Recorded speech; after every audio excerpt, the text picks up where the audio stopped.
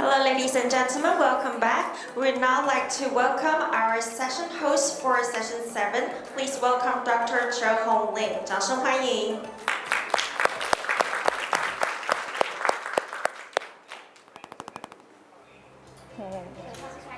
Hi, good afternoon, everyone. So I'm Zhe Honglin from Academia Sinica.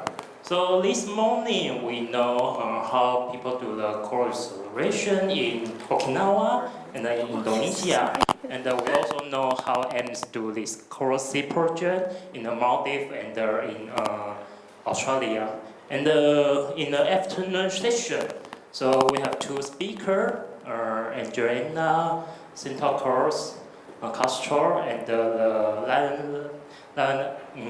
to share how they do this coral restoration in Hawaii and in Singapore. So let's first welcome Adriana.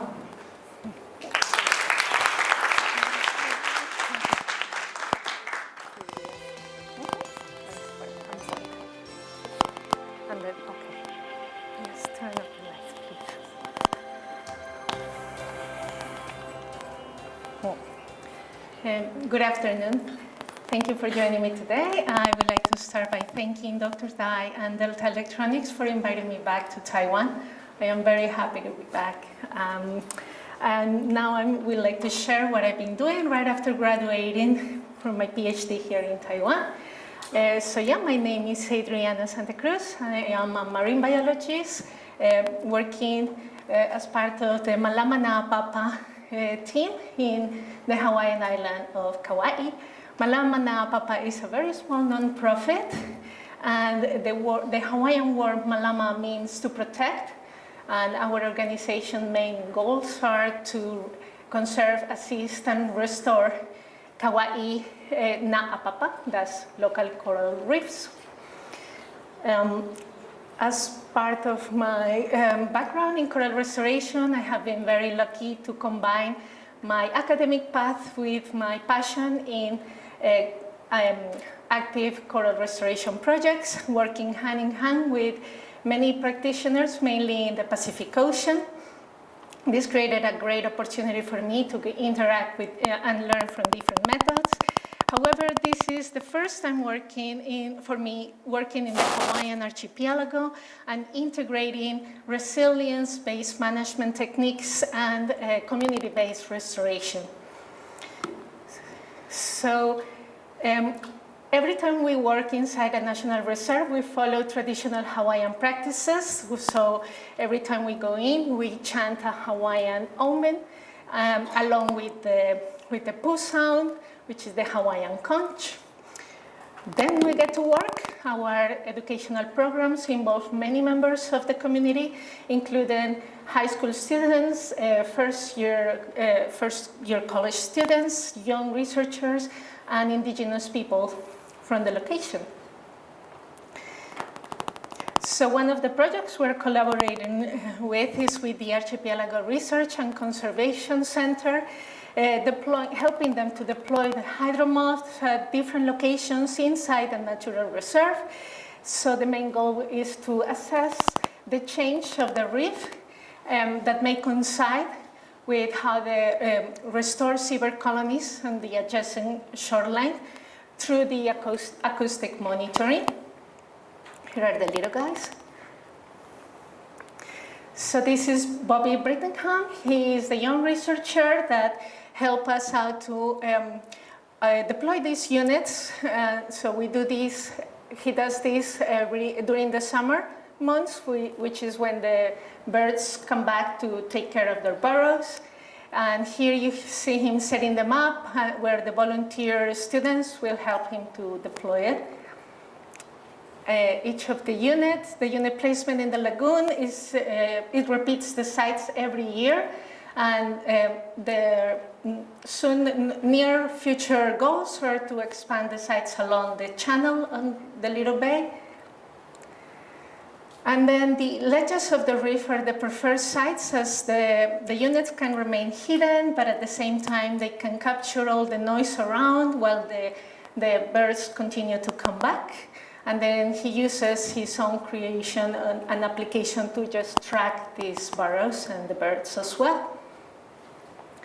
In terms of what we do in the water with the community, we also do service. We train the local students and everybody that join us in the CAHU protocol, which is the method used by the Division of Aquatic Resources to assess coral reefs in Kauai specifically, which is also the permitting organization. So our service collect for fish ID, invertebrates, corals, coral bleaching, as well as seawater temperature. And here is a basic report of how we share the data with the permitting organization, as well as with other networks like Eyes of the Reef in Hawaii. So I know most of you are very familiar with photogrammetry workflow, so I will go pretty quickly. We use 2 GoPro cameras, which capture pictures every half a second. Then the offsets helped us to create these the matching points, and then the wire cloud model will be created, and then the 3-dimensional model will be done, on which we will place the original photos on top to create photometrics, and then we can evaluate for coral species, density, coral coverage, bleaching, and then we track of those resilient colonies that recover after bleaching, so that we can create this living library. On this location, we have 2 transects only, as it is a reserve, national reserve. So every time we want to expand a transect, it becomes very problematic due to permitting issues. So we only have 2, which we've been done since 2023 until this year. However, we just finished our service 2 weeks ago, so I will only show you data until last year. And these are the final maps that we create for each transect, and the way that we report to the permitting organization, these underwater maps, and the data that they mostly require comes from the 3 most common species of corals mainly. Fortunately, our work has been very welcomed by the local community, even to gain some recognition in a popular traveling magazine like Savvy 360, which developed this publication just last year. Another important site for Malamanapapa is located in the south of Kauai. This is the most popular site for scuba divers and snorkelers due to the colorful fish and corals and the presence of charismatic animals such as sea turtles and seals, which are always fun to find when you're snorkeling. As you can see, it is quickly developing. It is surrounded by condominium complexes, and there is a water stream that runs across the southern part of the island, bringing pollutants and sediments mainly from ungulate farms, and everything is being dumped on this small bay. Hence, Malamanapapa started to assist and monitor the patchy corals of this area since 2022, and we even plan to start our in-water nurseries in this area, like in these 2 locations, which we call Restoration Point. In terms of our community-based work, we are very active with the local community, particularly with our scuba club, where we involve high school students, first-year college students, tourists, and members of the community that would like to help us out to remove mainly ghost lines and debris trapped in the corals. We even created a link so that we can, in social media, so that we can connect with other debris removal people from nearby islands. In terms of our benthic assessment, it's very similar to what we do in Nualolo, and we include ArcGIS to processing and assessing coral species and density, so all photometrics are very useful for our analysis. So here are the transects for Koloa Landing. We are expanding to the side. We do have a transect right outside in the outlet of the water stream. And then we're trying to expand our transect sites. And this is the way that we used to report our data to the permitting organization, and hopefully we can finally build that trust that they really need to have with nonprofits such as ours. We also share all the photos that we collect with this organization called Dear Ocean, which are creating a digital coral arc. And this is just a basic report of what we have found in the last 2 years. It is, the concern will be right here, 2024, same as other sites that are really high mortality, bleaching, and a lot of mortality. We already know this year, some of those colonies were covered, but not all. And this is just how we reported to the permitting organization. However, Malamana Papa recently have lost the federal grants, so we rely mainly on private funders. So we create these more visual-friendly reports to our private funders, thanks to the help of Med Dyer. Please click on the video. And Med Dyer have created these 3D models, which he creates by using 2 applications of his creation. So he uses ReefScan, which works for iOS, and he uses his iPhone to go right behind us while we do photogrammetry and take still photos of the reef using dive bulk housing on his iPhone.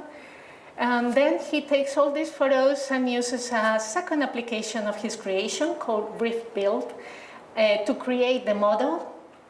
And then once the model is done, he uses Blender to add all these tags and add all the details that are very instructive for us to also know where the transects are.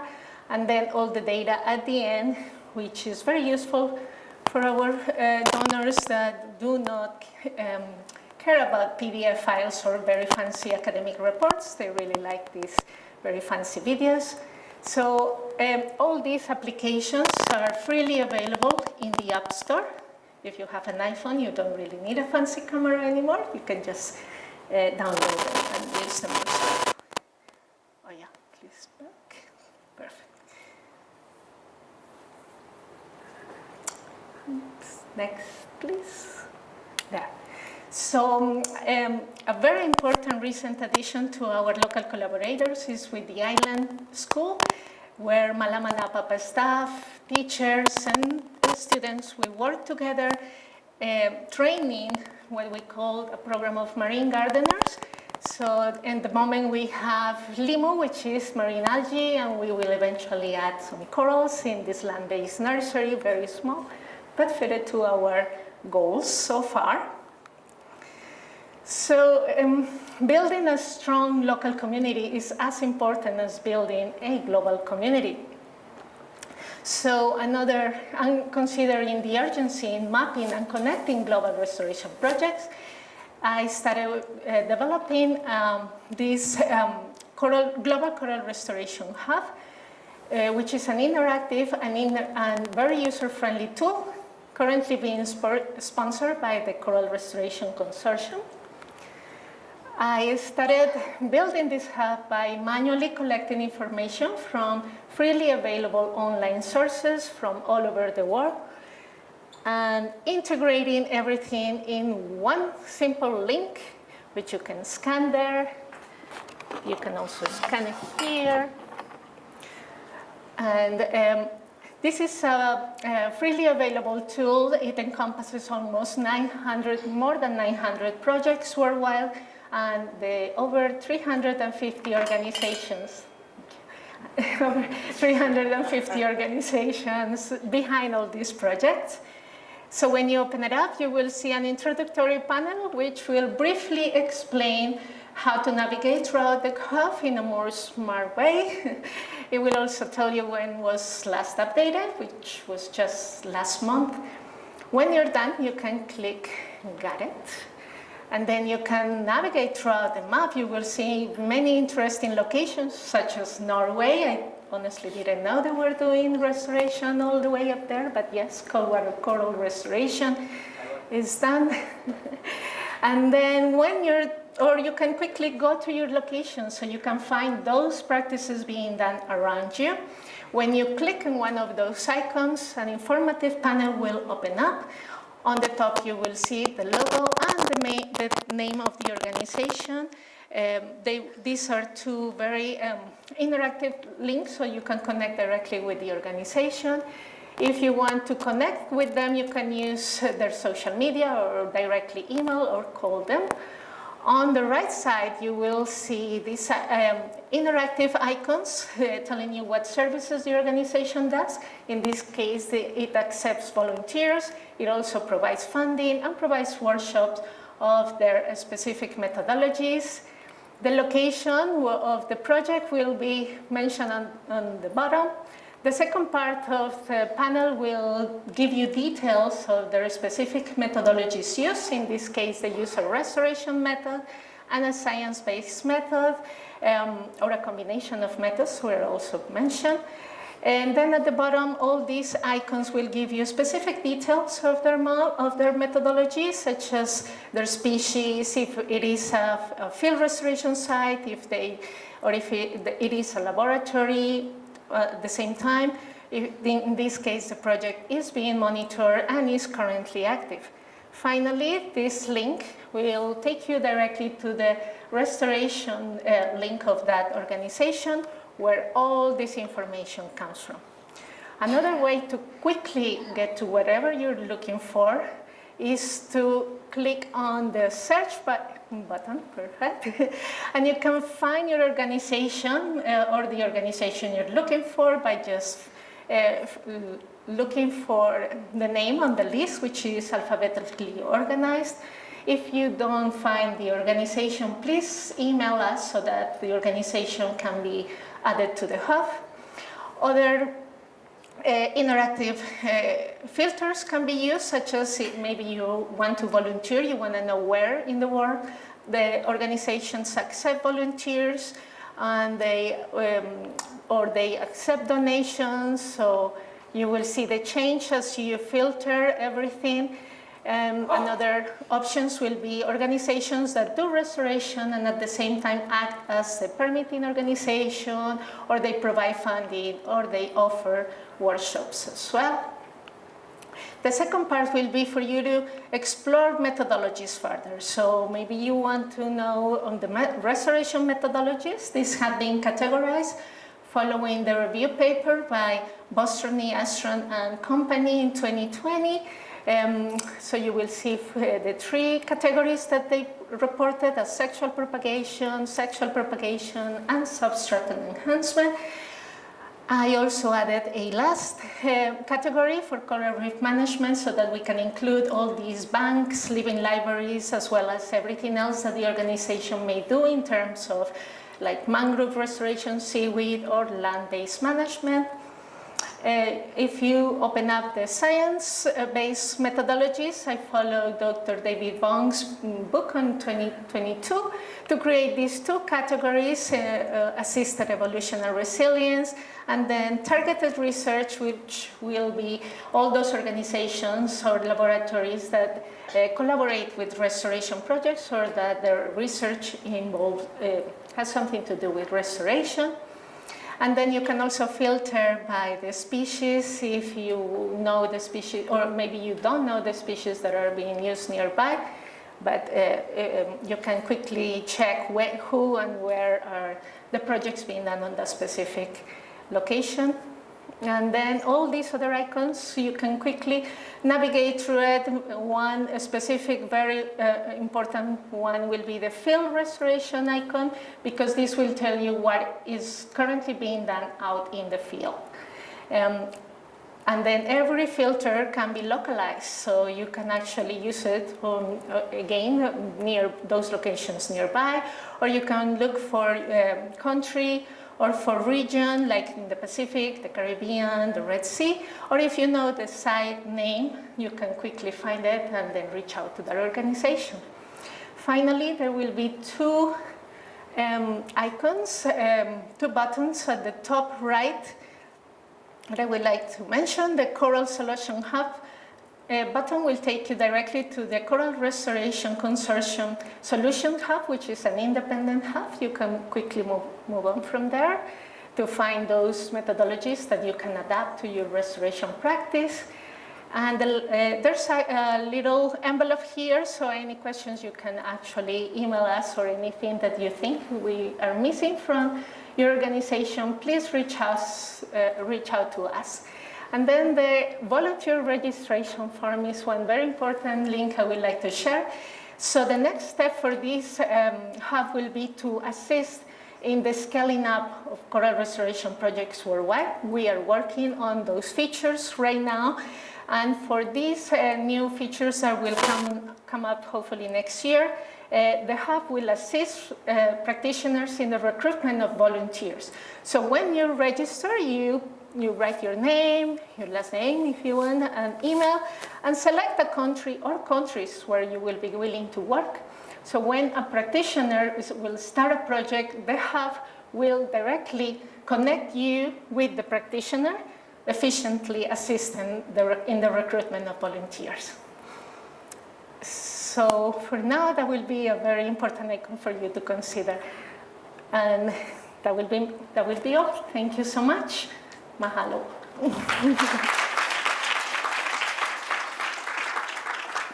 Okay, so now we open the question. Any question? Thanks. Okay, so Very Anna, so you just introduced this restoration project, this website.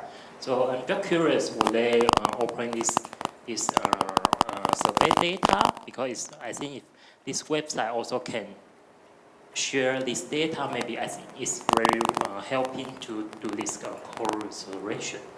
Yeah, actually, I am very open to share whatever information you need from the database. I can share the Excel files, the relational databases behind it, the information from the coding, like everything that the programmer does belongs to the programmer, which is a volunteer programmer from a high-tech company in Seattle. But everything, the science part of it, I am the general manager, so please reach out to me from the little envelope that you will see here, asking for any information that you might want to have. Yeah. And also, yes, CRC, we are collaborating, so the next survey that they will be performing in November, we are actually including what else can we add to this hub. So we're talking about all those questions, so please reach out to us to let us know what else would you like to have. Another filter, or maybe something specific to your location. So yes, anything, let me know. So any question? Yay.